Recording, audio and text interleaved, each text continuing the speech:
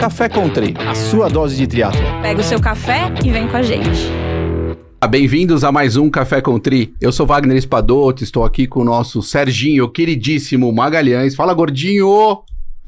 E aí, Arigolina, fala, Betão. E aí, tudo bom? Serginho. Betão, você não sabe, agora nós estamos, você viu? Não é só ao vivo, tem online, tem tudo. Em tá todas as plataformas, nós estamos impossíveis agora. Impossíveis, cara. As críticas agora vão piorar, né, Betão? O pessoal do Flow, do Podpah, a gente tá ficando tenso já com a gente. Eles não posso falar, vão vir aqui, já, fala como é que faz. Calma. Como é que faz? E com o nosso ancião do tri, o nosso verdadeiro arqueólogo do triatlon nacional, Beto Nitrini. Fala aí, Betão. Magalhão, fala, Serginho, pessoal, tudo bem? Beleza, mais um. Vamos lá, bora. Mais um, né? Hoje a gente vai mergulhar aí num tema um pouco mais complexo, né, Betão? Hoje é bom. Hã? Hoje vai ser bom. Serginho, me fala uma coisa, você tá comendo direitinho? Pelo visto tá, né? Tô pré-prova aqui, só no... Você mandou, eu tô fazendo carboload aqui, tô comendo direitinho. Então, mas você tá fazendo carboload faz um mês, meu. O que tá acontecendo com você? Você inchou? O que houve? Não para, né? Era só de carbo, né? Não era pra você também beber. Como é que tá isso daí?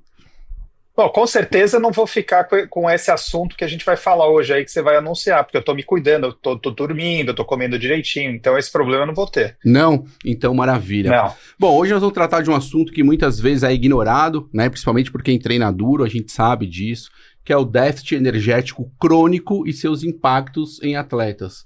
Muitas vezes se tinha aquele questionamento que eram só para as mulheres, mas na verdade a gente entende que são para os atletas. E aí, às vezes, aquele atleta que acha que está voando, né, mas que de repente o corpo começa a falhar, a imunidade despenca. Muitas vezes nas mulheres o ciclo menstrual some, desaparece como se fosse algo normal, sabemos que não é. E aí a performance cai. Isso aí tem um nome, né, Betão? Qual é o nome que se dá para isso aí? Red S. Como é que é, Betão? Red S. Nossa, mas é impossível isso, Nossa, né? hein? Você gostou? Que inglês, hein? Não, já é o nome... Não, Related Energy Deficiency in Sports. Nossa, posso Ai, falar? sim. Você tá morando em Boulder, certeza. Treinei parece aquele cara que faz o EA Sports, to the game. E aí a ideia hoje aqui pra vocês é falar um pouquinho, né? Tirar um pouco esse tabu com embasamento, convivência e um pouquinho de provocação, que não pode faltar, né, Betão? Exato. Porque não dá pra romantizar esse tipo de assunto, que é extremamente complexo e muitas vezes essa deficiência, ela vem disfarçada muitas vezes de foco, né? Foco e muito treino. Para falar sobre esse assunto com muito embasamento, tenho aqui conosco, uma convidada extremamente especial, que é médica do esporte formada pela Unifesp, especializada em acupuntura médica, faz doutorado em fisiologia do exercício pela Unifesp, preciso só confirmar se ela faz ou se ela já terminou, e é sócia fundadora do Instituto Olimpo. Seja muito bem-vinda, doutora Thaline Costa. Obrigada. Salva de palmas. Que honra estar aqui com vocês. Estou Meu muito Deus, feliz pela meu oportunidade. Eu falei certo? Você faz doutorado? Já fiz. Já terminou? Terminei. Então você já é doutora. Eu sou doutora. Sensacional. Doutora e doutora, né? Porque doutora não tem jeito, né, Betão? É isso daí. E aí, para começar, sem muitas delongas, eu quero saber o seguinte. Vamos direto ao ponto aqui, Serginho. O que é HEDS? Por que essa deficiência energética virou um problema real aí entre os atletas? A gente acompanha muito isso. É muito comum hoje trazer esse assunto para nós. Olha, eu acho que eu tô com um pouquinho de overtraining, eu tô um pouquinho com HEDS. E eu queria saber por que acomete mais as mulheres. Certo. Olha, REDS é a síndrome da deficiência energética relativa do esporte. E ela acontece quando a gente tem um cenário de deficiência energética. O que é isso? O atleta, ele come menos, né, ingere menos do que o que ele precisa para as atividades do dia a dia, para as atividades, inclusive treinamento. Tá? Então, ele entra num cenário de deficiência energética. E isso é muito prejudicial para a saúde, porque vai interferir em várias funções do organismo.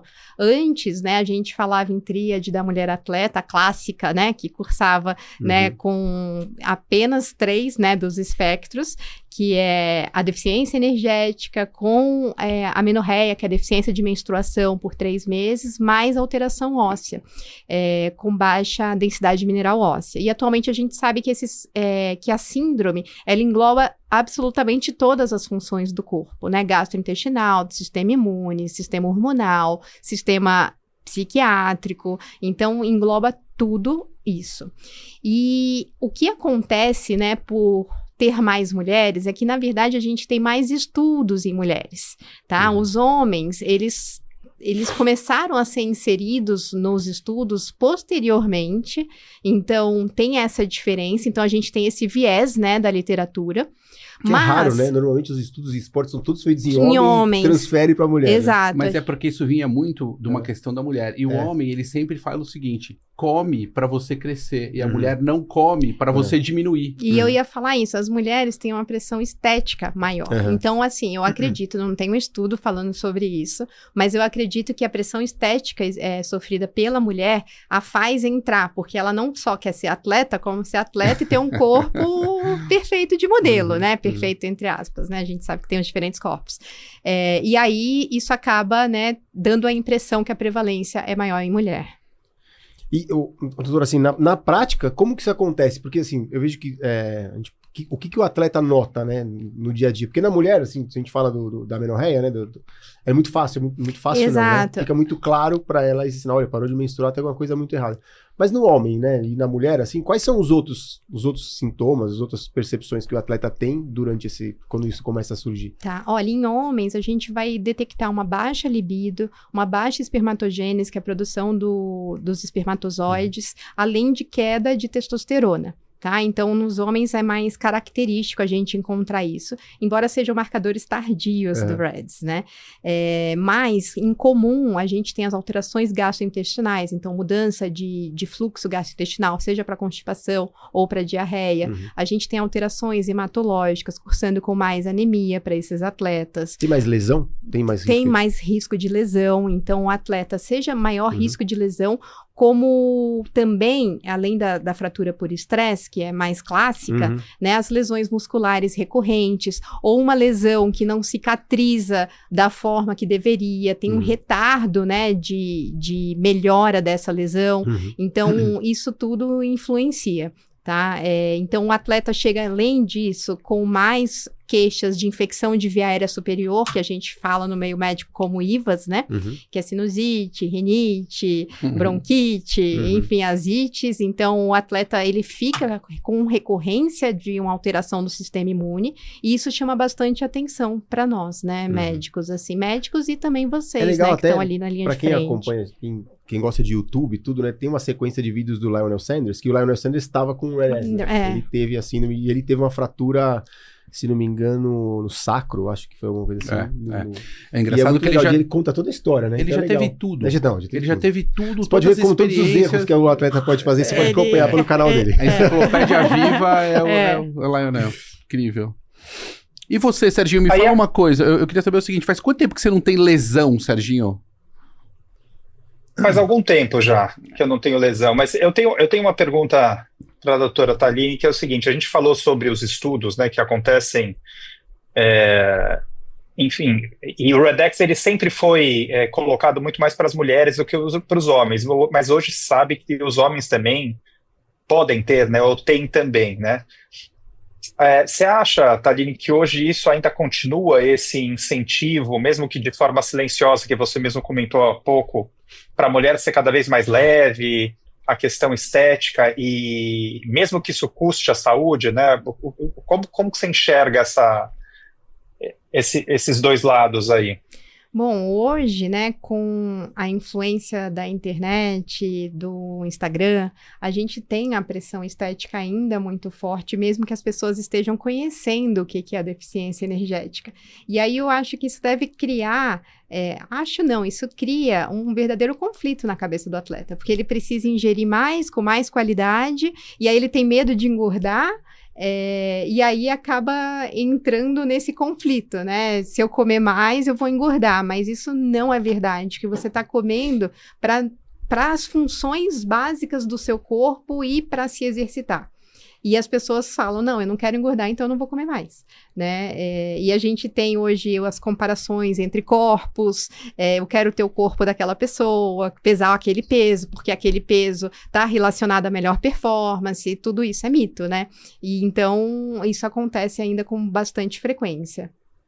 E aí, emendando, assim, só mais uma última dúvida, as pessoas não fazem ideia da gravidade, né, que é o RED-X, enfim, eu já conversei pouco muito com o Wagner e com a doutora Fernanda Lima também sobre isso, com o Beto, mas qual é o preço, né, quando a pessoa entra numa síndrome como essa, seja um homem, uma mulher, quanto tempo ela demora para se recuperar? Quer dizer, é uma coisa simples, é muito aguda, muito complicada, né? Porque a gente sabe que não é nada simples, né? Pode durar meses aí, né? De ter que afastar um atleta e ele ter que fazer um tratamento. Sim, a magnitude depende muito do estado, né? Da restrição que o atleta foi submetido, do tempo que ele está em deficiência energética. Então, os sintomas, eles vão variar bastante, né? A gente tem um risco leve, moderado, grave, e isso vai variar de indivíduo para indivíduo, mas uma vez restabelecido, né, a deficiência energética, ou seja, o status energético desse atleta, ele consegue recuperar em semanas.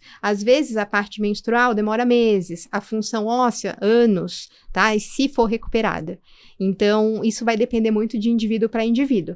Mas essa questão da magnitude para a saúde é bem interessante, porque tem alterações cardiovasculares também envolvidas no REDS que pode aumentar risco cardiovascular. Então, imagina, a gente está pensando, né, em longevidade, e isso prejudica totalmente a longevidade. Ou você falar em baixa densidade mineral óssea e saber que a atleta ou o atleta vai entrar numa fase onde ele já tem uma perda de massa óssea, ele já vai entrar no déficit, né? Ele já vai entrar com uma massa mais baixa. Então, imagina perder isso também lá mais para frente, né, na fase mais idosa. Complexo demais, né? Agora, existem momentos que você deseja, ou muitas vezes, que o atleta precisa realmente perder um pouco de peso para competir. Existe, então, um déficit programado. Tem. Né? Então, você faz ali aquele déficit já imaginando, principalmente em alguns momentos que não são tão específicos ou próximos à competição. Pelo menos, imagino eu que deveria ser assim. Exato. Agora, qual que é a diferença que a gente poderia observar num déficit programado, controlado, de um déficit crônico, onde muitas vezes o atleta se expõe ao risco sem saber, mas que isso só vai trazer um prejuízo? Existe assim, olha, você pode até determinada fase do seu planejamento ainda arriscar perder peso via restrição calórica, e daqui para frente é interessante, por quê? Porque quando a gente fala, por exemplo, de provas mais longas, como o Ironman, você vai crescendo o volume, né? Então, dependendo do tempo de distribuição de intensidade que você faz, você tem, inevitavelmente, por conta da prova, altos volumes de treino, o que por si só já gera um déficit energético importante.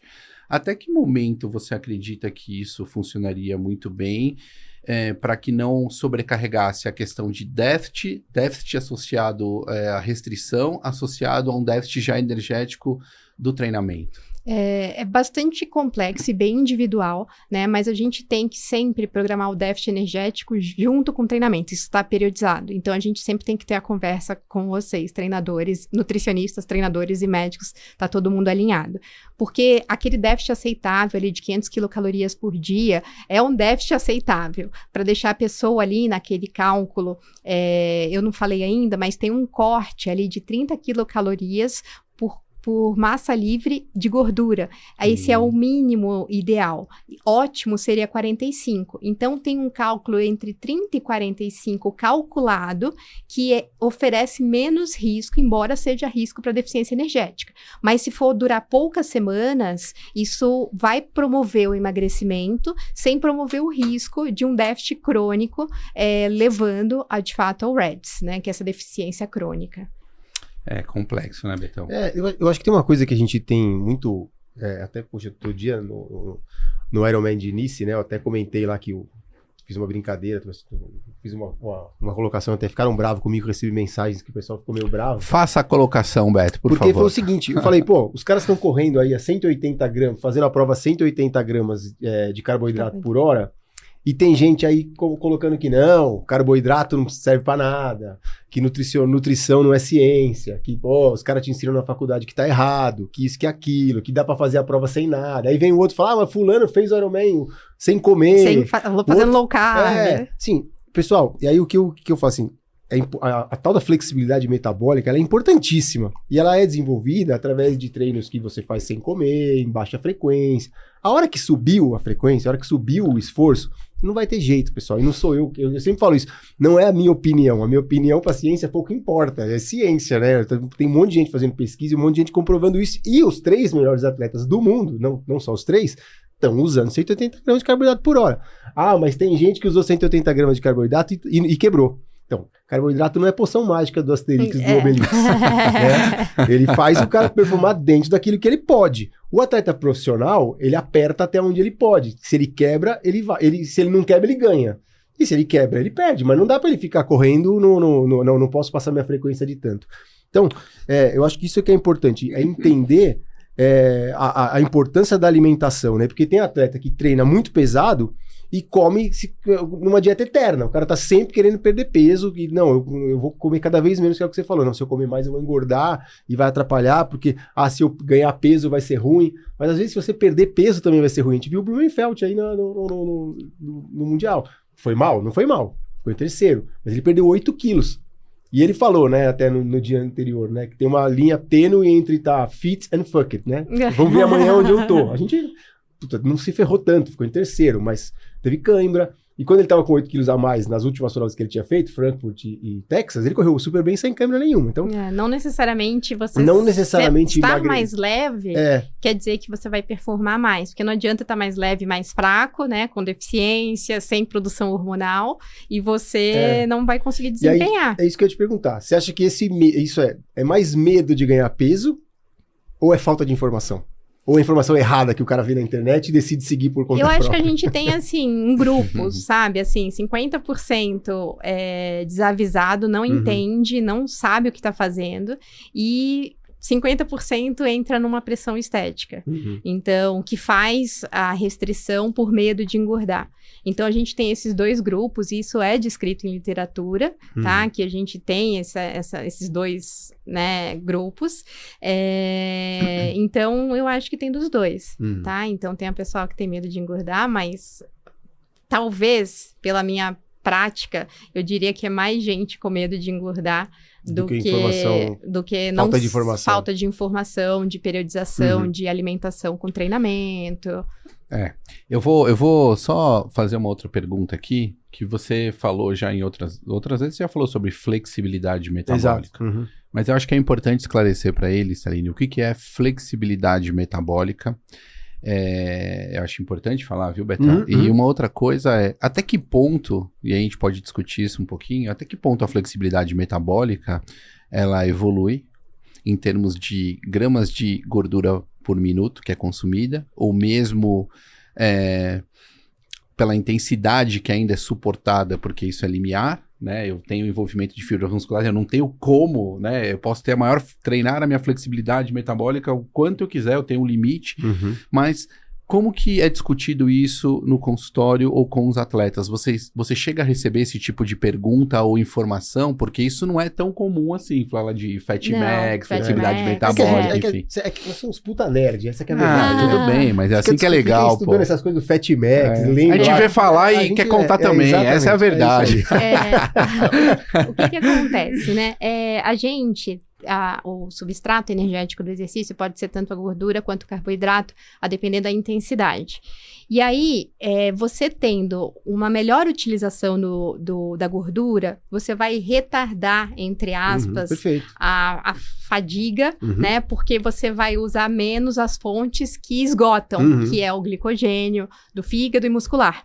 Então, você ter essa flexibilidade metabólica, ou seja, você ser um ótimo queimador de gordura, assim como um ótimo muito, né, queimador de carboidrato, isso vai te ajudar a melhorar a performance, né? Mas a gente sabe que a intensidade, né, tá relacionado ao consumo de carboidrato. Então, se você fizer muito tempo, né, sem carboidrato, a gente tem que pensar os treinos em jejum para tentar melhorar a flexibilidade metabólica, eles têm que ser super casados com o treinamento. Né? Não adianta, a gente tem que treinar em baixa intensidade, treinos que vão, né, permitir a falta do carboidrato intratreino, né? Intra ou pré, né? E aí, a gente conseguindo melhorar a flexibilidade metabólica, você vai, no endurance, ter uma vantagem, né? Porque você vai esgotar as fontes de carboidrato de forma mais retardada. Mas você vai precisar do carboidrato quando você colocar intensidade. É isso que é importante. A flexibilidade, desenvolver a flexibilidade metabólica é importantíssimo. Mas vai ter um momento que vai precisar do carboidrato. Vai precisar. Não tem como. Eu sou super do grupo do carboidrato. Eu olhei um atleta uma vez, um fisiologista, que ele trouxe algumas variáveis, se não me engano eram 10 variáveis métricas, né? Velocidade de L1, potência de L1, velocidade de L2, potência de L2, FTP, enfim, uma série de dados, e Fatmax. Se não me engano, o Fatmax era o 6º ou 7º item de uma lista de 10. Então veja o quanto a gente às vezes se preocupa com alguma coisa, e em termos de performance relativa de cada item desse, era 7º ou 10º. Então não é que nós não precisamos melhorar, mas é que nós temos que ter uma certa inteligência. E aí, desculpa, Serginho, já deixo você. Existe uma questão das mulheres. A flexibilidade ou a oxidação de gordura das mulheres é maior. Se a gente tivesse, então, basicamente, se a gente sabe que essa oxidação da gordura nas mulheres é maior, existe hoje um conceito entre vocês de como direcionar tipo de treinamento e nutrição específica para as mulheres? Olha, eu desconheço, tá? Uma intervenção específica para isso. Então, não sei dizer, baseado em literatura, tá? Se tem, de fato, uma diferença para a mulher por oxidar mais gordura. Mas eu acredito, né, que não. Mas teria que ver mais artigos. Boa. Serginho? Muito bom. Esse assunto da flexibilidade metabólica, em que a gente está falando treinos em jejum, dá para a gente fazer um novo programa e chamar a doutora Thalita só para falar disso, porque assim é um assunto que... E tem que ter as pessoas que acreditam, né? Acreditam, não, que são fiéis ao low carb, e as pessoas high carb. Vamos trazer. A gente pode trazer precisamos fazer isso. Tem que colocar para... Imagina, os dois. Acho que é legal. O negócio pegar fogo. Um de cada lado da mesa, né? Isso, Senão pra pegar fogo. Legal, porque são os dois pontos de vista. Mas é isso, ninguém me convence. A literatura até o momento, né, fala que a gente precisa do carboidrato em alta intensidade. E isso só se tiverem novos estudos que vão mudar a minha crença. Eu acho que é isso. Eu acho que puxa, a dieta low carb, pessoal, tem um super lugar importante para quem é a perda de peso, a saúde, né, tal, mas na performance eu acho que ela tem um espaço de, talvez, tem os mais dias de usar, os dias. E os treinos de usar o low carb, os treinos de fazer em jejum, e tem os treinos de usar o carboidrato. Quando vai performar, vai ter que ter o carboidrato. Mas, Beto, aí você tem, é isso que a gente falou outro dia, você tem um atleta que ganha um Ironman, exato, que performa extremamente bem, né? Como é que foi o caso da Amplios, e mesmo aqui no Ironman Florianópolis, aonde você acaba... Como que você discute isso? A minha discussão sempre é o seguinte: ele foi bem? Será que ele não iria melhor? Essa é a pergunta que eu sempre faço. Eu também. Será que ele não iria melhor? Essa é a minha pergunta aqui, né? Que não vai calar. É isso. Até porque ele não vai comer, né? O Wagner falou que tem que comer agora. Não, mas assim, só pra... O Dan Plius... Mudou. Ele sempre foi adepto do train low, race high. Então ele comia muito carboidrato na prova. Então, certo. Muda um pouco. Mas e é importante, para comer muito carboidrato na prova, tem que treinar. Tem que treinar, porque senão você perde a adaptação dos receptores e aí você passa mal com carboidrato. Então, mesmo as pessoas que têm esse train low, tem que ter momentos que ela usa carboidrato para você conseguir tolerar isso durante uma prova, porque senão vai dar errado. Exato. Vai lá, Serginho. Bom, voltando para o tema Redex, a gente já fez metade do programa sobre flexibilidade metabólica, low carb, que todo mundo é tarado por esse assunto, mas, Aline, seguinte, a gente falou muito, eu te perguntei, né, quanto tempo a pessoa demoraria para voltar, a gente, enfim, mas quais são os primeiros sinais de alerta, né, que tanto uma mulher ou um homem, não sei se são sinais iguais, né, que a gente poderia observar quando o problema, né, tá ficando grande, assim, o Redex né, pintou ali, quando você pega um atleta ou uma atleta desse jeito, tem alguns sinais que são frequentes, que sempre são mais ou menos os mesmos? Sim, assim, a gente tem os casos mais avançados, que é aquele óbvio, o atleta já chega com fratura por estresse, então, assim, já chega com os exames alterados. Esses casos tardios, eles são, entre aspas, relativamente fáceis de serem diagnosticados, né? O problema são a gente fazer um rastreamento para os grupos de risco. Então, aquelas pessoas que têm muita obsessão por dieta, você tem que ligar um sinal de alarme. Ou que está com IMC muito baixo, é um sinal de alarme. Então, a gente tem que conseguir detectar os grupos de risco bem precocemente e aí fazer uma investigação bem funda a respeito do quanto que ele está consumindo e o quanto que ele está gastando, para justamente a gente atuar nesses grupos na forma de prevenção.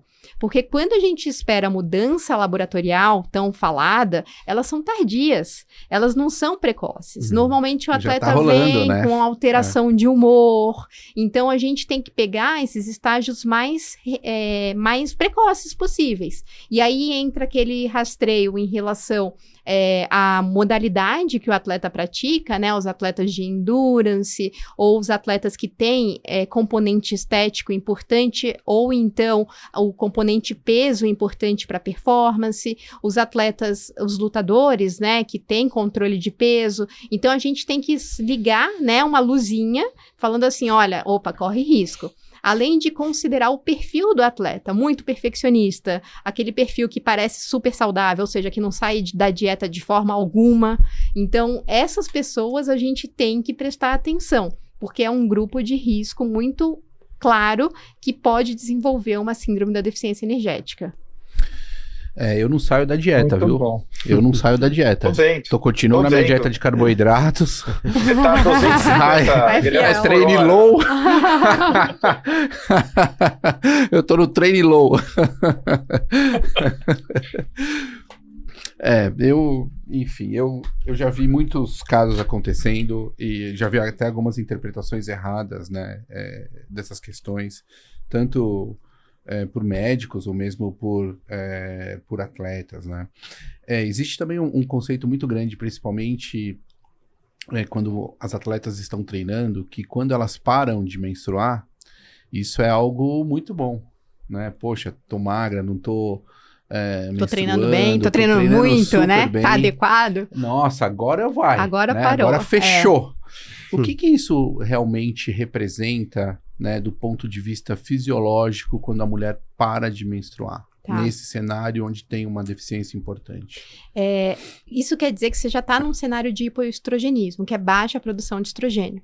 E aí vão ter todas as repercussões, né? Ósseas e em cima de lesão também. Então, não menstruar é patológico. É claro que não necessariamente é REDS. A gente tem que excluir gravidez, excluir outras causas, alteração de tireoide. Não é que chegou lá com a amenorreia, não, você é REDS. REDS é um diagnóstico de exclusão. Né? Então, isso é bastante importante e às vezes a gente vê com muita frequência alguns técnicos falarem, não, seu problema vai resolver se você parar de menstruar, porque na menstruação você tem queda de performance, então para de menstruar que você não vai deixar de ter queda de performance. Mas isso um técnico falando? Já aconteceu. Por incrível que pareça, eu já recebi esse feedback assim do paciente falando que foi estimulada. Teve uma atleta profissional uma vez falou sobre isso. Triatleta? Eu não lembro quem foi, cara, mas ela falava que o técnico dela tava sempre falando que ela tinha que emagrecer, ela tinha que perder peso, ela tinha que ir mais magra, ela não tava conseguindo performar porque ela tava gorda, que ela tinha que emagrecer. Aí ela parou de menstruar, continua, tem que emagrecer mais. Aí ela mudou de técnico. E foi feliz. Eu não lembro quem foi era, feliz até para sempre. E vocês técnicos são muito importantes, assim, para entrar na cabeça do atleta, né? Se vocês falam sobre corpo, sobre peso, inclusive é um potencial de desenvolvimento ou de transtorno de imagem, né?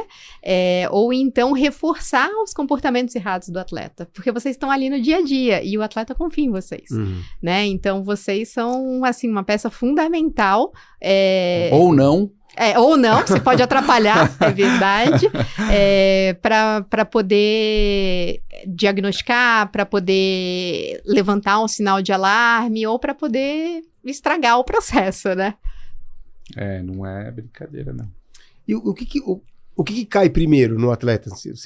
Quando ele tá, né, a gente tá falando da mulher, é mais claro, né, mas no atleta em geral, o que cai primeiro? A performance, dificuldade de sono, lesão? Olha, muitas vezes o atleta vai experimentar uma perda de peso e aí vai ter um incremento de performance, porque ele vai ficar mais leve no começo. Tá. E aí, se isso for prolongado, pode cair performance. Mas tem atletas em REDS que não tem queda de performance, tá? Então, normalmente, e aí tem até uma intersecção com overtraining, que os sinais psicológicos, eles são mais sensíveis e mais precoces para indicar REDS do que os outros parâmetros. Tá. Então, uma alteração de humor, uma alteração ali de sono, é mais precoce do que a gente esperar os outros.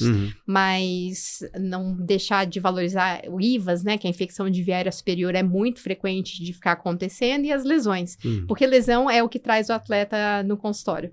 Né? Eu não paro de lesionar, então tô com fratura por estresse, e isso traz. Então a gente também tem esse olhar enviesado, que são as lesões, o primeiro. Mas antes da lesão, o atleta já tá ali com alteração psicológica, por exemplo.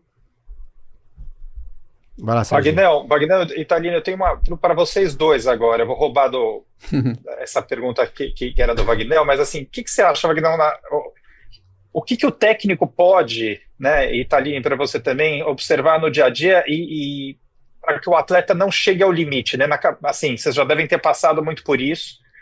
E na opinião de vocês, o que vocês indicam, o que vocês olham para que, como observação, para que evitar, né, que o atleta chegue a esse limite final, no olhar do técnico, do Wagner, e no seu olhar como médica? Taline, por favor. Eu primeiro? Eu ia falar, responde você primeiro. As mulheres, né? Um gentleman aqui. Bom, o que é importante, na minha opinião, é ter uma equipe multidisciplinar. Então, assim, você ser cercado, munido por bons profissionais, vai ajudar a ter uma comunicação. E o médico do esporte, ele atua muito como gestor, né, de saúde. Então, você deve estar acostumado com o médico do esporte te chamando para ter essa troca a respeito do atleta. E aí, identificou um transtorno de imagem, fala, olha, Wagner, esse atleta tem transtorno de imagem, presta atenção, para ver se ele não está muito obcecado, como é que estão os parâmetros dele em treinamento. Então, assim, ter a troca, eu acho que é fundamental no reconhecimento precoce dessa síndrome, entendeu? Então, eu penso muito nisso, junto com o psicólogo, que é isso, tem transtorno de imagem, você tem que conversar com o psicólogo, né? Ou eu, às vezes, pergunto para o atleta, você fala sobre isso na sua terapia? Sabe? Que você tá com medo de engordar? Então, assim, eu faço esse questionamento ativo e, às vezes, eu converso com o psicólogo. O nutricionista fala assim, olha, isso tá alinhado? O nutricionista conversar com o técnico para entender a fase de treinamento que tá. Então, assim, a forma mais, assim, precoce da gente identificar é através de comunicação, na minha opinião, assim, da equipe que cuida. Agora, o atleta que não tem uma equipe, ele fica um pouco desprotegido, né? Vai depender muito do seu olhar. E aí, o seu olhar vai vir no cansaço, assim, eu acredito, né? Você fala assim, olha, é uma fase para ele ter uma recuperação, e ele não tá tendo. Opa, o que está acontecendo? Então, eu acredito que seja muito você olhar ali os dados, né, das plataformas e gerar os sinais de alarme. Hoje em dia, eu acho que a gente se preocupa também com outras coisas, né? Hoje é muito fácil você olhar alguns dados que você controla. Então, você tem ali um formato que muitas vezes seja variabilidade, seja questões de sono, qualidade, horas de sono, seja padrões alimentares que às vezes o atleta vai relatar, seja muitas vezes uma quebra no treino onde você questiona, mas como é que você se alimentou durante esse treino, antes desse treino, ou mesmo pós, como é que tá isso? Então você começa a detectar alguns padrões de cansaço excessivo fora daquele momento de pico, onde realmente o atleta, você sabe que ele vai estar cansado. E eu acho que no meu caso, além de observar esses sinais durante o processo, eu penso no planejamento. Então, assim, uma boa interconexão de cargas, onde eu consigo distribuir durante a semana de um formato que esse atleta evolua e não se desgaste tanto. Um bom ajuste de volumes no sentido de fazer um ramp-up progressivo e não exatamente o que eu quero, mas o que esse atleta consegue suportar para aquele momento. Associar a questão de carga de treino com carga de vida, né? Carga de vida. Carga de vida. Por que carga de vida? Porque a gente discute muito isso aqui, né? Um atleta é uma caixa preta, você dá um treino pseudo-controlado, que mesmo que ele faça daquele formato que você imagina que ele deveria fazer, a resposta que sai é um vetor totalmente maluco. Sim. Porque existem questões de vida nesse atleta que você não controla, né? Sim. Questões de trabalho, de família, de filho, responsabilidade, estresse, né? Todas as outras variáveis de descanso, alimentação, enfim. Então, muitas vezes é observar, né? O atleta às vezes está perdendo muito peso, ele relata para você que assim, eu não tô comendo porque você quer perder peso, você vê que ele tá ficando muito magro. Então, no aspecto visual, a gente consegue muitas vezes falar, poxa, não tá legal isso, né? E às vezes machuca, é uma lesão crônica que é repetida às vezes, ele não recupera. Então, são detalhes que você vai pegando, né, e junto muitas vezes com a parte multidisciplinar ou interdisciplinar, como queiram chamar, né? A gente acaba utilizando. Sim. E é uma coisa interessante essa carga da vida, porque ela não está em fórmula, né? Assim, a fórmula da deficiência energética... Não sobe no CTL, né? E a fórmula da deficiência energética, ela considera o que a gente gasta no treino. E o que você gasta de energia no trabalho, o que você gasta de energia tendo estresse, briga, tendo uma deficiência de sono... Isso não está na fórmula, isso é ali no dia a dia, com a pessoa, e isso influencia e impacta bastante, né? Por isso que antigamente se falava muito, Betão, das questões de você ter o atleta olhando nos olhos, né? Então, antigamente, técnicos mais antigos, com toda razão, falavam assim, cara, você treina 400 atletas online, desculpa, você não é técnico. Ah, mas por quê? Porque técnico sou eu, que tenho 10 atletas aqui, em que eu todo dia vejo eles na pista todos os dias, vejo na borda da piscina todos os dias. E aí você fala assim, poxa, hoje em dia é mais compreensível essa visão, apesar de não ser real devido, né, como as coisas caminharam. Mas é totalmente verdade, porque quando você olha o teu atleta, né, num estímulo, numa pista, numa piscina, você na hora detecta alguma questão de fadiga, de cansaço, algo que não tá legal. Sim. E muitas vezes é mais fácil de, né, tirar ele do treino ou conversar, esse tipo de coisa. Perfeito. Agora, você deu uma ideia boa, né? Você falou, poxa, o CTL não pega, né? Não sei lá. Mas eu poderia chamar de Ghost TSS. Sabe assim, porque a gente não consegue ver isso. TSS perdido ali. Né? Então... É uma coisa maluca que você não sabe, mas ele existe. Agora, como que você... poxa, pela variabilidade eu consigo entender. Gente, extremamente complexo de fazer algumas avaliações. Porque o cansaço não é só físico, né? O cansaço físico é uma coisa. O cansaço mental, físico, né? pô, você dormiu, você recupera, né? Teoricamente.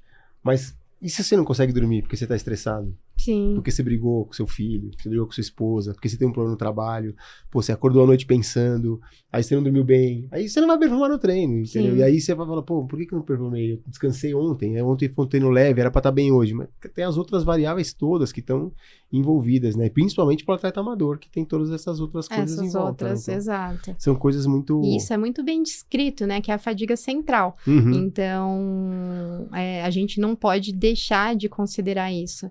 E aí, essas adaptações diárias, essa troca com o atleta no dia a dia, a experiência do técnico, a experiência do atleta, a experiência do profissional que cuida, tudo isso faz diferença, mas é esse olhar individualizado para o atleta. E a maturidade do atleta, né? A gente comentou, a gente gravou um dia, eu e o Vagnão aqui, e a maturidade do atleta é importante. De chegar um dia e falar, quer saber, amanhã eu não vou treinar. E tá tudo bem. E vou escolher dormir. Vou dormir. Amanhã não vai... não consegui dormir a noite inteira. Pô, era 3 horas da manhã, eu tava aqui olhando pro relógio. O relógio tocou 5h15 pra eu sair pra pedalar. Não vou. Sim. Entendeu? Isso, isso é maturidade. Dorme, isso né? E tá tudo bem. E não vai morrer. E não precisa colocar o treino pra amanhã também, né? Não, então amanhã eu pedalo de manhã, eu corro na hora do almoço. Não precisa. Tá Perdeu, tudo perdeu, tá tudo Exato. bem. Né? Eu acho que isso ter essa noção de que não vai... se isso não acontece todo dia, né? Pô, uma vez que aconteceu, Sim. que precisa, acho que isso faz até bem, né? Então acho que é importante ter isso. E aí eu até ia falar isso, né? De ter essa coisa do no pain, no gain, né? Que todo mundo tem, não, quem sofre mais, né? Isso estimula muito. Eu acho que isso estimula muito, né? A gente ter, né? Eu fui com chuva mesmo. Não, e achar tava frio, bonito. Tava frio, mas eu fui. Achar bonito, e eu postar, acho que e isso falar. que acaba gerando esse tipo de coisa também, Esse né? excesso, né? Uhum. De não poder descansar, que é bonito não dormir, assim, que é honroso não dormir, porque Treino você tá enquanto eles trabalhando dormem, muito. Esse tipo de coisa estimula muito É. esses comportamentos, né, em excesso, Uhum. né? Então, com certeza. Existe uma falta de interpretação muito grande, né, Betão? É. Quando você vê, poxa, o cara lá, esqueci o nome dele, que morreu, caiu o helicóptero, o João Paulo? atleta. Não, o de basquete dos Estados Unidos. esqueci Ah, nome. o Kobe Bryant. Kobe Bryant. E ele falava assim, poxa, você vai chegar na quadra, eu vou chegar às 5 da manhã. O cara tá lá. Pô, mas então eu vou chegar às 4:30. Não, o cara já tava lá, suado. Não, vou chegar às 4. O cara já tava lá. Então, às vezes, as pessoas olham aquilo e falam, esse é o modelo. É. Cara, esse realmente pode ser o modelo das 1 milhão de bolinhas rebatidas na parede, Uhum. né? Mas será que todo o restante da tua vida tá alinhada com a vida deste atleta? Ele vai Exato. chega 4:30, mas 9:30 tá dando uma cochilada, entendeu? Ou antes, né? Você entendeu? É. Ele tem das 4:30 às 6:30, foi dormir, É isso. descansou, É isso. Exato. aí vai pra segundo período. Aí Você dorme não. à tarde, É. né? Tira um power É isso. nap ali. Exato. Então, essa falta de interpretação que muitas vezes as pessoas elas olham e falam, não, isso é legal. Da mesma forma, quando se chega caindo numa prova, é legal. Exato. E é aplaudido como se fosse hercúleo. Uhum. Olha, gente, pra quem é da saúde, quando olha aquilo, fala, pelo amor de Deus, parem. É. Parem com isso, pelo amor de Deus, que esse cara tá passando mal, a gente precisa tirar ele, É. corre risco, né? É muito louco isso, eu realmente não sei onde vai parar isso, mas imagino que em algum momento a gente tem uma consciência maior da nossa saúde, do que é interessante, não para aquele momento, mas como a vida, né? Assim espera. Para essas mulheres todas, né, que devem estar escutando o programa agora, o que você diria, assim, a essas mulheres que se identificam com tudo que a gente falou aqui até agora, mas aí que ainda acham que tá tudo bem, tá tudo funcionando. O que você falaria para elas, Thaline? Olha, eu acho que a gente tem algumas coisas, né? Falar a respeito da individualidade biológica. Então, falar, olha, não se compare. Acredite nos estudos. Confie neles. Faça a prática deles, né? Então, assim, confie nos profissionais que você escolheu para cuidar de você, para que você possa se alimentar sem medo, comer para você conseguir performar bem. E provavelmente é isso, sua performance vai melhorar. Então, não ter medo do processo, sabe? E se comparar menos. Se comparar menos com o outro. Olha para você, olha para o seu peso, o seu biotipo, que não é igual da pessoa. É individualidade.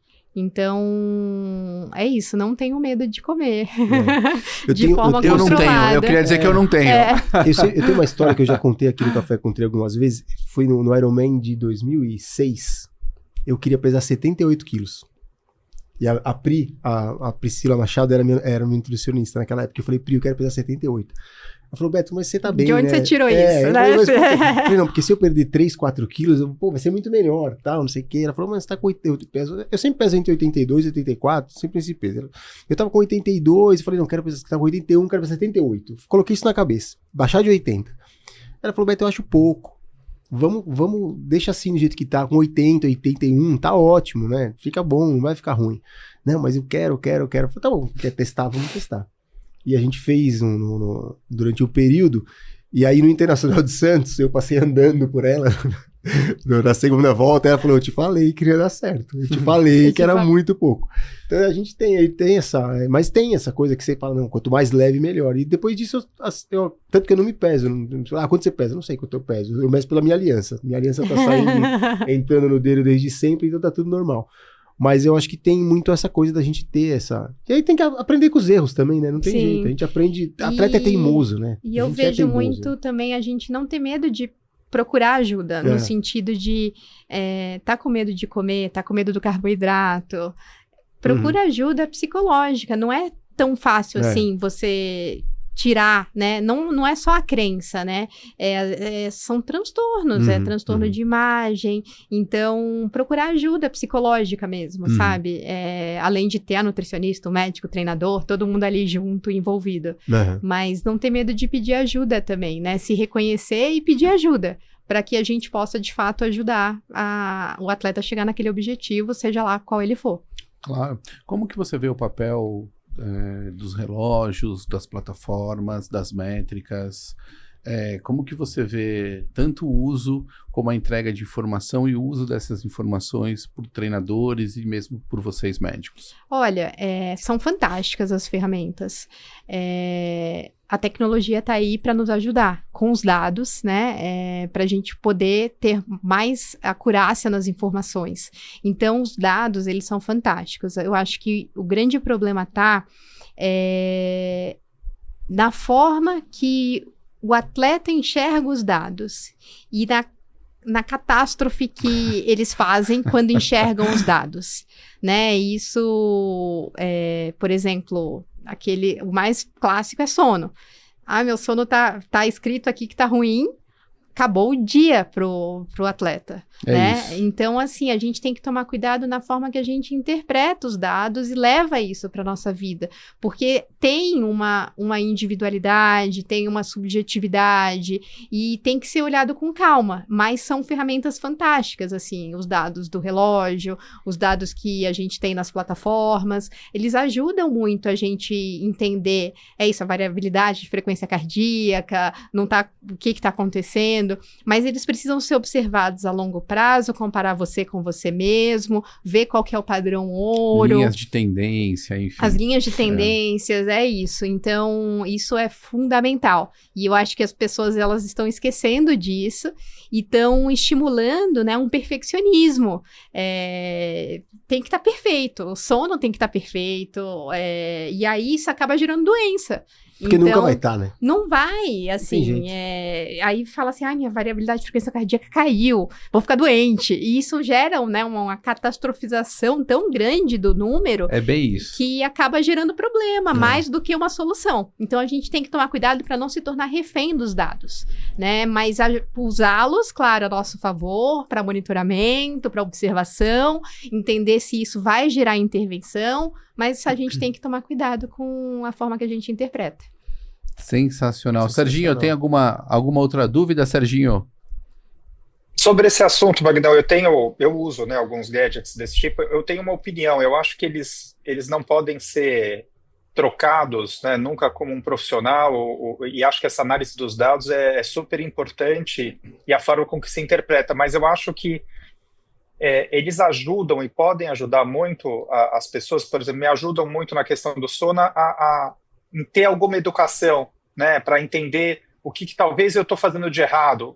Um exemplo simples, né, o horário que eu vou dormir, né, que cada dia estou dormindo num horário, então, poxa, você precisa voltar a dormir sempre no mesmo horário, porque isso vai te ajudar de alguma forma em outros pontos. Então, eu acho que esses gadgets, eles ajudam a gente também um pouco nisso, a olhar um pouco do que a gente vem fazendo de errado e o que a gente pode melhorar em pequenos pontos, desde o horário, né, de dormir, desacelerar um pouco mais cedo. A gente está falando do sono aqui, mas podem ser de outras coisas. Agora, começar a ter uma interpretação como profissionais como vocês também é muito perigoso, né? Puxa, meu coração hoje está diferente da semana passada por alguma coisa, o meu sono virou uma catástrofe, e aí começa a ficar realmente complicado, mas eu sou bem a favor desse monitoramento e desse olhar, né, dessa forma, né, como suporte para um aprendizado e para uma educação. Eu concordo, e até me trouxe uma lembrança que uma vez me perguntaram, se você tivesse acesso a toda a tecnologia do mundo, qual que você escolheria? E eu falei, perguntar para o atleta como você está. Porque essa questão de individualidade é que vai fazer grande diferença nas tomadas de decisões. não é apenas o cansaço. O cansaço, ele também faz parte da programação de um treinamento, né? Então, ele é desejado. Até para ter adaptação. Até para ter adaptação. Então, não é para gerar uma catástrofe. Meu Deus, eu tô cansada, eu tô com RED-S. Não, também não, sabe? A gente tem que entender se naquela fase de treinamento o cansaço é desejado pelo técnico. A gente tem que entender isso para poder interpretar, saber como você tá. Então, eu acho que a pergunta mais valiosa é entender o atleta, como você está se sentindo hoje. Maravilha. E falando em catástrofe, então, Betão, acho que a gente vai já chegando. Ai, meu Deus. Pro nosso, vamos lá. Nosso momento final. Penalty box. Agora tem nosso momento penalty box. O que é o nosso momento penalty box, Betão? Aqui tem 3 cartões. Vermelho, azul, amarelo. Você pode escolher qualquer um. Aí aqui vai ter uma pergunta, 2 perguntas ou 3 perguntas. Não necessariamente nessa ordem. E aí o Vagnão tem as perguntas ali, as perguntas que tá. Aquelas ele perguntinhas. gosta de colocar todo mundo no fogo, entendeu? Essa que é a verdade. Ele fez isso só pra colocar todo mundo no fogo. Então, vamos lá, vou encarar. Eu vou de amarelo, girassol, esperança. 3! Eu tava aqui esperançosa. Pega leve, Vagnão, pega leve. 3. Tô com medo. Bom, regras da 3, né, Betão? Não tem jeito. Você pode pular. Pode pular. Ou pode passar. Se você passar, quem tem que responder é o Beto. Boa. Se o Beto passar, eu respondo. Se o Beto passar, responde. Vamos lá. Deixa eu achar aqui uma bem violenta. Se você pudesse mudar alguma frase que é comum ao endurance feminino, o que você mudaria? Alguma questão que é bem enraizada nas mulheres, por exemplo, como quanto mais magra, melhor. Sem essa que eu já te dei a dica, você acabou de me falar, passe outra melhor. agora. Peraí, deixa eu pensar. Eu acho que é o perfeccionismo de ser super mulher, sabe? Em todos os pilares da vida, você ser perfeita. A gente tem que tomar cuidado com esse perfeccionismo, porque não existe super-herói, né? A vida pode ser um equilíbrio de pratinhos e, às vezes, os pratinhos podem estar desequilibrados e fazerem parte, né, do seu ciclo, da sua fase de vida. Então, a gente não se cobrar tanto, assim, eu falo isso no meu lugar de fala como mulher também, tá? Porque é isso, atleta perfeita, médica perfeita, corpo perfeito, alimentação perfeita, essa cobrança excessiva de perfeição. Isso era um tema importante um dia pra gente descobrir, né, Betão? Até que ponto a mulher se cobra, até que ponto a sociedade cobra as mulheres, e isso reflete de uma forma... Bom, vamos lá. Se você tivesse uma pessoa muito próxima a você, sua mãe, ou se você fosse mãe para sua filha, né? Mãe, estou sem menstruar, mas estou voando no treino. O que você responderia? Procure ajuda profissional. Vá ao médico. Vá ao médico do esporte, ao endocrinologista ou um ginecologista que entenda da parte esportiva, né, do esporte, porque parou de menstruar é sinal de patologia, assim, de doença. Não é para parar de menstruar. Ou você tá grávida. Então pode não ser doença, né? Mas a gente tem que olhar. Não dá para deixar passar. Por mais que você esteja voando no treino, isso a longo prazo, médio e longo prazo, vai trazer complicações. Legal. E a última, eu vou criar aqui uma aqui. Como você lida, muitas vezes você recebe atletas de diversas assessorias com perfil diferente, né? Vários perfis. Como você lida em conversar com técnicos de diferentes níveis e compreensões em termos do que você quer dizer, para que essa paciente, que é o ponto final, o produto final, vamos dizer assim, seja amparada da forma correta? Porque muitas vezes você pode ter problemas na comunicação. Como que é isso? Assim, eu não sei se eu tenho sorte ou se é uma habilidade de comunicação, mas eu sempre fui bem recebida pelos treinadores, pelos técnicos, de entenderem que nós não estamos lá para prescrever treino ou para dar pitaco no treino, porque isso é um lugar de fala do profissional de educação física. Então, entender o nosso lugar, né, qual que é o nosso papel, o papel do outro, e sem a vaidade vaidade e arrogância, porque tá todo mundo lutando para que aquele atleta atinja o objetivo. E não que nós, com a nossa vaidade, prepondere em cima do atleta, assim, sabe? Quem vai pro pódio é o atleta. A gente tá lá para facilitar esse caminho, né? O pódio, seja ele de ter saúde para cuidar dos filhos, ou de fato subir no pódio para ganhar uma medalha. Então eu acho que a gente é isso, não ser vaidoso, não ter briga de egos, para ter uma boa comunicação e assim a gente conseguir ajudar o nosso atleta, que é quem a gente precisa ajudar. Sensacional. O Serginho deixou de ser vaidoso faz tempo, né? Faz tempo, Wagner. Eu tô que nem você, já tô quase deixando esse cavanhaque. Posso aí falar? eu chego no Você não sabe a hora que eu fizer assim, ó, que agora é o estilo. Ó, você vai ver o Alain Delon daqui pra frente. É isso então, né, Betão? É isso aí. Taline, Beleza. eu queria agradecer demais a tua vinda aqui. Pra nós é sempre, um baita prazer conversar contigo. Queria que você deixasse as suas redes sociais para quem quiser te encontrar, falar com você, uma consulta. Primeiro, eu que agradeço, tá? É uma honra imensa estar aqui, ter conversado com vocês. Espero poder ajudar mais atletas, né, com a informação.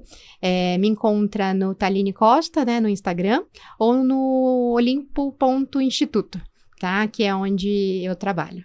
Beleza. Sensacional. Betão, e quais são as nossas redes sociais?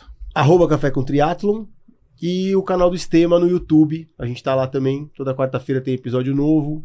Segue lá ativa lá o sininho do canal. E outra coisa importante que a gente falou, o pessoal, tem muita gente assistindo o vídeo, mas pouca gente dá o likezinho lá no canal. E é super importante quando você assistir o vídeo, dá o like no canal.